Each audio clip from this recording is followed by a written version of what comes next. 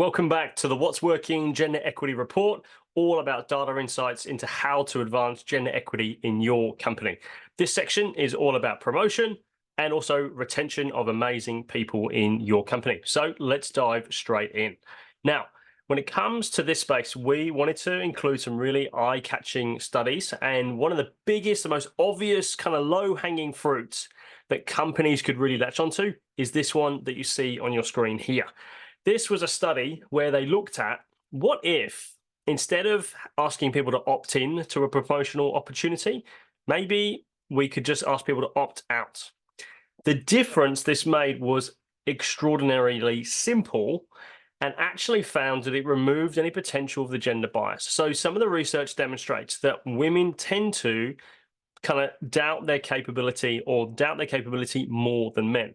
You could say that inversely is that men seem to overthink their capability and maybe women are just more accurate at that. And to some regard, that's probably fair.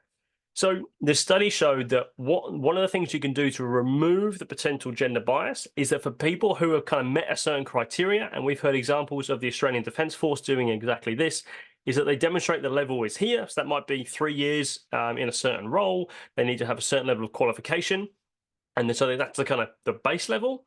And then anything above that is good, but it's not necessarily the quality thing which makes the difference. And so if you've got people in your company who've met these basic criteria, saying that or sending out a message saying, because you've met this baseline criteria, we are considering you for this promotion. Please let us know if you'd like to opt out. They still went through the interview process and things like that, but what they found is that in an opt-out culture, it removed the gender bias, which is a super powerful and, if you think about it, super easy strategy to implement at next to no cost. It's more of a procedural thing and can make, and in terms of advancing the case for it, yeah, very, very cool. Again, reference at the bottom, leadership selection, can changing the default break the glass ceiling? The answer to that question is yes. Now, there's a lot of news or kind of popularity around this lady here on the right-hand side. Sheryl Sandberg, of course, did an amazing work in advocating for the rights of women and encouraging them to step into leadership roles.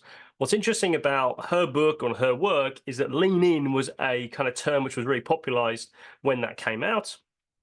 When you look at the research as to how effective it is to actually encourage a woman to lean in, and even though they've been told to lean in, do they actually? Well, the reality, it turns out, it doesn't actually work that effectively. So as a strategy, the effectiveness was actually pretty ineffective. And one of the better things you can do is, again, as we kind of went back to, don't ask them to lean in, just ask them to opt out instead. More mums returning to work because of support from their own businesses. Of course, it might not come as a bit of a shock, but it's kind of like an obvious one, but it's a great, easy win for many companies out there. Single woman, which is a really interesting study here. So this was the full paper is called Acting Wife, Marriage Market Incentives and Labor Market Investments. Comes out in 2017 or came out in 2017. Really interesting one here is they looked at the Harvard MBA, where people were obviously very ambitious if you were in that kind of program. And they surveyed the women, and they did it in two ways. They had one where they asked the participants to state their level of ambition and what they wanted to do.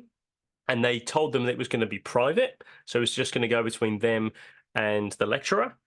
The second one was it notified them that this information was going to be shared with all the other participants in the program. They found that women, I think it was like they downscaled their pay by like $18,000 when they had the two options. So they didn't want to be portrayed as looking too greedy, perhaps, or earning too much. And there was also a whole bunch of other things where they didn't want to look too ambitious, too like they wanted to, overtake the world, as it were, in case it impacted them on a socially, and specifically for single women. So if you think about that, why it's a useful trait or useful piece of research is that if you've got a team, if you're managing young people in your organization, there are other things at play which can help you make better decisions, and better processes, when you look at the research, can help you make sure that some of the bias or potential bias is you can get to the real truth for people, rather than maybe doing it in a certain way which has people kind of kept to the sidelines. So that's that one, and we're going to jump into navigating bias for the next section.